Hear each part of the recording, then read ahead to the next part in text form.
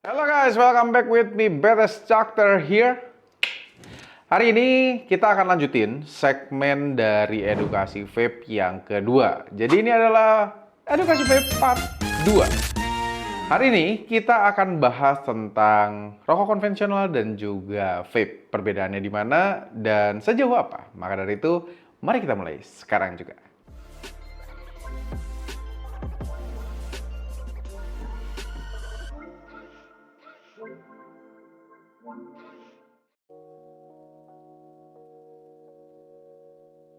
Oke, jadi ada dua hal yang sangat berbeda dari rokok konvensional dan juga vape, yaitu adalah dari derajat pemanasan yang berhubungan dengan media yang digunakan dalam pemanasan ataupun pembakarannya.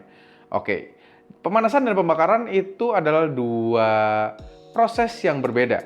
Berbeda dari apa? Sebenarnya paling fokus adalah dari derajat suhu pemanasan yang akan menghasilkan residu yang berbeda juga. Oke. Kita mulai bahas dulu dari rokok konvensional tentunya. Pertama, rokok konvensional adalah suatu proses mengubah daun tembakau dengan cara dibakar agar dapat mengonsumsi nikotin dalam bentuk asap. Tapi ditambah dengan adanya residu yang terbentuk, yaitu berupa tar serta karbon monoksida. Sedangkan untuk vape, yang digunakan medianya adalah cairan. Jadi prosesnya adalah mengubah cairan dengan cara dipanaskan, quote on quote ya, dididihkan agar dapat mengonsumsi nikotin dalam bentuk uap tanpa harus menghasilkan residu seperti tar dan karbon monoksida. Jadi gitu, itu yang sangat berbeda. Kalau penggunaan dari rokok konvensional itu menggunakan api untuk membakar. Sedangkan kalau untuk vape, dia menggunakan media seperti metal atau logam dalam bentuk kawat yang dililit untuk mengitari sebuah kapas yang nantinya akan menyerap liquid. Nggak harus kapas sih sebenarnya. Jadi untuk media dalam lilitan kawat ini juga bisa banyak sekali macamnya, tergantung pada apa yang mau diserap ke dalamnya. Seperti itu. Karena ada beberapa yang di luar negeri ya, menggunakan bahannya itu juga bukan kapas untuk ada pada lilitan kawat, tapi bisa juga seperti jaring-jaring yang memang dia bisa menyerap liquid atau cairan lainnya. Seperti itu guys. Apa yang membuat ini berbeda? Yaitu adalah yang paling vital ya kita ngomongnya, yang paling esensial, yang paling utama adalah tidak adanya tar serta karbon monoksida pada vape. Nah, dalam dua hal ini ketiadaan dari tar serta karbon monoksida punya pengaruh yang sangat besar. Seperti kalau kita ngobrol tentang flek di paru-paru, kalau kalian ronsen ada garis-garis pada bagian paru-paru, itu mostly kebanyakan paling besarnya disebabkan oleh adanya tar. Sedangkan untuk karbon monoksida sendiri adalah suatu zat gas yang terbentuk dari pembakaran. Jadi karbon monoksida ini berbeda sekali dengan karbon dioksida. Kalau karbon monoksida, dia rumus kimia adalah CO. Sedangkan untuk karbon dioksida, itu rumus kimianya CO2. Nah, ini akan jadi sangat berbeda. Kalau karbon dioksida biasanya keluar pada saat kalian membuang nafas. Itu karbon dioksida. Sedangkan kalau karbon monoksida, itu hasil residu dari pembakaran.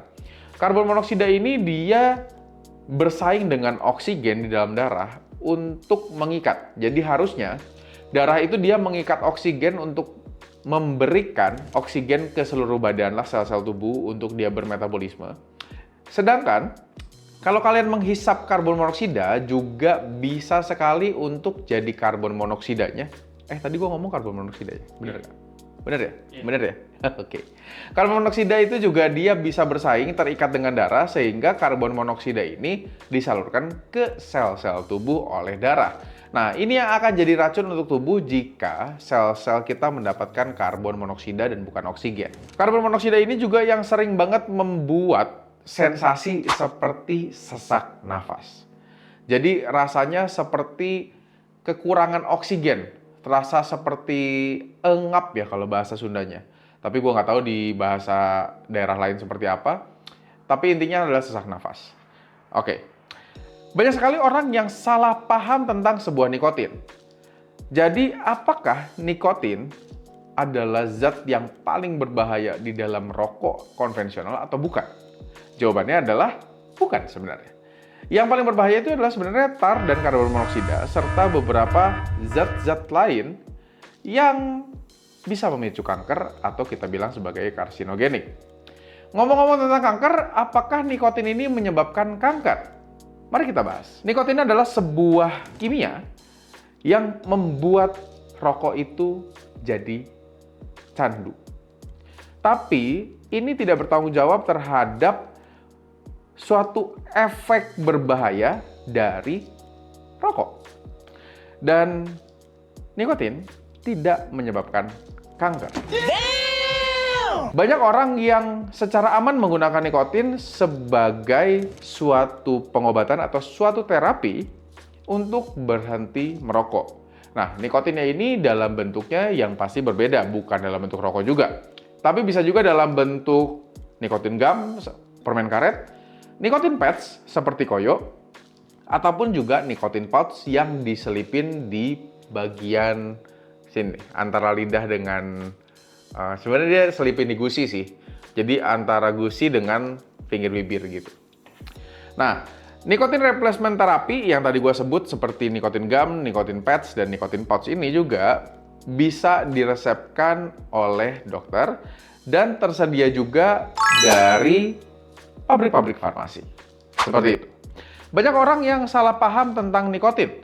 Jadi nikotin ini pertama bukan penyebab kanker.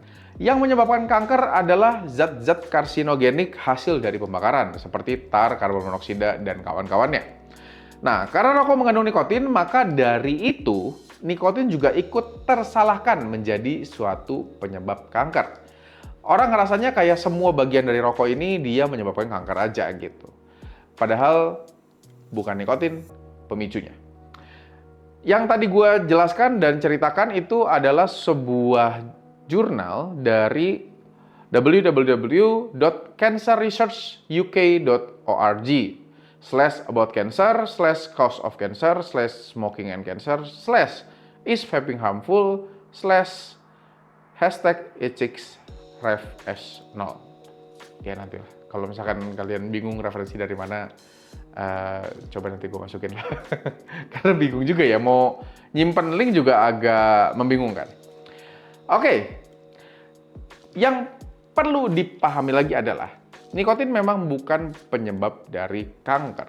Tapi jika seseorang sudah terkena kanker, nikotin memperparah percepatan pertumbuhan kansernya. Kenapa? Karena nikotin juga ada efek untuk mempercepat aliran darah pembuluh darah. Sehingga saat orang ini sudah terkena kanker, metabolismenya dipacu oleh nikotin dan juga peredaran darahnya ini dibikin jadi lebih cepat sehingga sel-sel kanker itu bisa mengalir ke seluruh tubuh. Jadi kalau misalkan sudah menderita kanker, alangkah lebih baiknya tidak mengkonsumsi nikotin sama sekali. Ini pasti yang kalian tunggu-tunggu. Tentang EVALI.